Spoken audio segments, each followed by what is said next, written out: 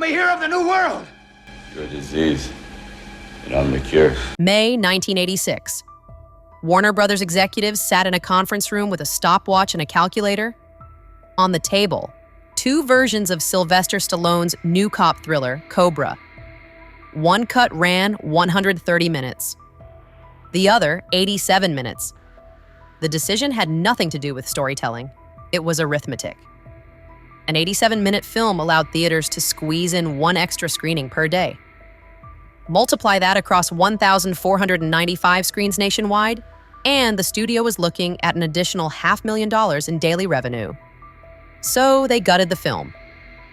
43 minutes of footage, character development, psychological tension, entire subplots, removed not for artistic reasons, but for showtime velocity. The motive wasn't creative, it was the math itself. Paula Gosling's novel Fair Game told the story of a woman hunted by survivalists. It was a psychological thriller, methodical, character-driven, tense. The book built dread through isolation and paranoia. Sylvester Stallone bought the rights after being fired from Beverly Hills Cop. Paramount had rejected his rewrite of that script because he'd stripped out the comedy and added graphic violence. So he grafted those same rejected ideas onto Fair Game, creating something darker than anyone expected. Director George P. Cosmatos assembled a cut that ran approximately 130 minutes. The film featured extended scenes between Cobra and his partner Monte, psychological profiling of the night slasher cult, and Ingrid's trauma response after witnessing murders. It was still an action film, but it had breathing room. Then the MPAA stepped in. The first submission earned an X rating for graphic violence. The studio forced cuts to the gore, severed hands, axe murders, mutilated bodies in the autopsy room. That brought it down to an R rating, but the film still ran over 2 hours. Warner Brothers wasn't concerned about the rating anymore, they were concerned about the calendar. Summer 1986 was a bloodbath at the box office. Top Gun dominated theaters. Action films competed for screens, and theater owners demanded maximum daily showings. Studios that couldn't deliver high turnover films lost booking priority. Internal projections showed that cutting 40 minutes would allow theaters to add 1 full screening per day. That represented a 50% increase in revenue capacity per screen. The average ticket price in 1986 was $3.71. An extra screening generated approximately $300 to $500 additional revenue per screen per day. Multiplied across Cobra's opening weekend release of 1,495 screens, that extra screening potentially added $450,000 to $750,000 daily to the gross. The studio had already seen the template work. Commando, released in 1985, clocked in at exactly 90 minutes. It was all spectacle, minimal plot, maximum screenings. The film became a hit by prioritizing turnover velocity over narrative depth. Warner Brothers was also competing with Cannon Films, whose churn and burn business model prioritized volume over quality. Cannon flooded theaters with low-budget action films designed for rapid turnover. If Warner Brothers wanted to compete, they needed to match that pace. Days before Cobra's release, the studio ordered approximately 40 minutes removed. Entire character subplots disappeared. The cult's ideology, what motivated them, how they recruited, was stripped out. Conflicts between Cobra and Monte that added moral complexity were deleted. Psychological depth was sacrificed for turnover velocity. The TV version, which aired 6 minutes longer than the theatrical cut, hints at what was lost. Extended dialogue, character beats, tension-building sequences. All of it removed not because it didn't work, but because it didn't fit the showtime grid. To understand what Warner Brothers did, visualize a typical 1986 multiplex schedule. Theaters operated on strict time constraints. Staff went home at midnight. The last screening had to end before then, which meant every minute of runtime mattered. Consider a 120-minute film with 15 minutes for theater turnover. Cleaning, seating the next audience, running previews. That's 135 minutes total per screening cycle. The showtime grid looked like this: 1 p.m., 4:15 p.m., 7:30 p.m., 10:45 p.m. 4 screenings. The last showing cut it dangerously close to the midnight deadline. Now consider an 88-minute film with the same 15-minute turnover. That's 103 minutes per cycle. The grid expands 12 p.m., 1:45 p.m., 3:30 p.m., 5:15 p.m., 7 p.m., 8:45 p.m., 10:30 p.m. 6 screenings with comfortable margins. That's not just one extra showing. That's a 50% increase in daily capacity.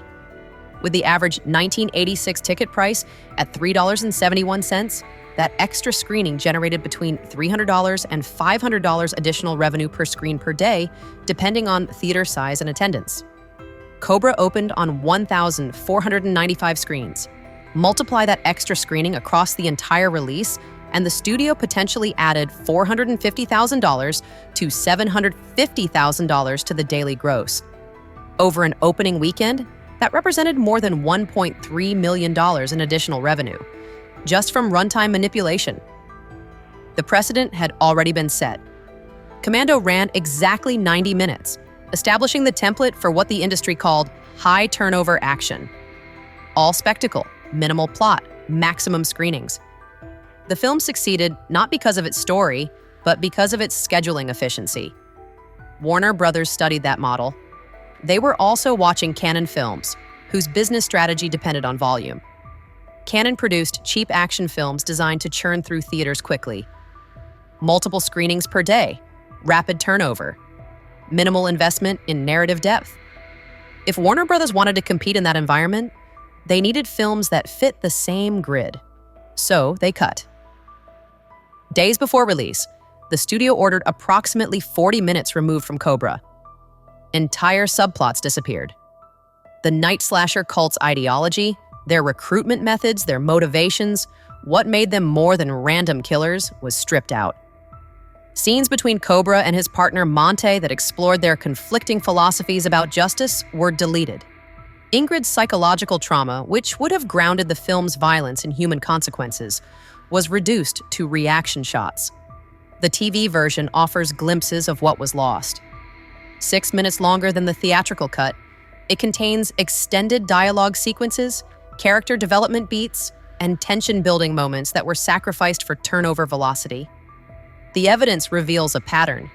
This wasn't about improving the film. It was about maximizing the machine. Sylvester Stallone's reaction to the cuts was notably restrained. This was rare. Stallone had a reputation for controlling his projects, for prioritizing his screen time over ensemble storytelling. But in this case, he'd actually filmed character development that the studio destroyed. The irony was brutal. Stallone's ego wasn't the problem. The studio's math was. Critics savaged Cobra as a music video with no plot. Roger Ebert called it a movie about how a gun feels. Reviewers mocked its thin characterization and abrupt pacing. But the plot had been filmed. The characters had depth. The studio removed them for scheduling reasons. Despite the butchery, Cobra earned $49 million domestic on a $25 million budget. The extra screenings worked. The film succeeded, not because of its quality, but because of its turnover velocity. Other films that year suffered similar fates. Highlander underwent severe cuts for its US release, confusing audiences and failing commercially. The studio prioritized runtime over narrative coherence, and the film collapsed. 2 years earlier, Sergio Leone's Once Upon a Time in America provided the ultimate warning. The studio slashed Leone's 229-minute masterpiece to 139 minutes for US theaters, destroying the film's narrative logic to accommodate more daily screenings. The butchered version bombed. Critics and audiences couldn't follow the fractured timeline. Rumors persist of a lost Cobra work print running over 120 minutes. The cut allegedly contained the psychological thriller Stallone and Cosmatos intended, extended cult sequences, moral conflicts between Cobra and the police department, character arcs that gave the violence meaning. That version has never been officially released. This wasn't an isolated incident, it was a calculated strategy. Studios discovered that runtime directly correlated to daily revenue capacity. Shorter films meant more screenings. More screenings meant higher grosses. The art became secondary to the delivery mechanism. The pattern continued. Action films throughout the late 1980s hovered around the 90-minute mark. Studios learned to build films for the grid, not for the story. Modern streaming platforms operate on similar logic. Algorithms prioritize completion rate, the percentage of viewers who finish a film. Longer runtimes hurt that metric, creating pressure to cut. The technology changed, the economic logic didn't. When profit metrics override creative decisions, the art becomes a vehicle for turnover rates. The story serves the schedule serves the revenue model. The smoking gun isn't a memo or a recording, it's the math itself. The evidence is clear. Warner Brothers valued showtime velocity over storytelling integrity. Cobra wasn't destroyed by Stallone's ego or directorial incompetence. It was sacrificed to theater scheduling logistics. The 88-minute mandate represents the moment when Hollywood openly prioritized turnover rates over artistic vision. This wasn't the last time a studio would gut a film for profit, but it was one of the most transparent. The crime scene tells the story. The calculator mattered more than the script. Subscribe to see how studios turned creativity into a numbers game.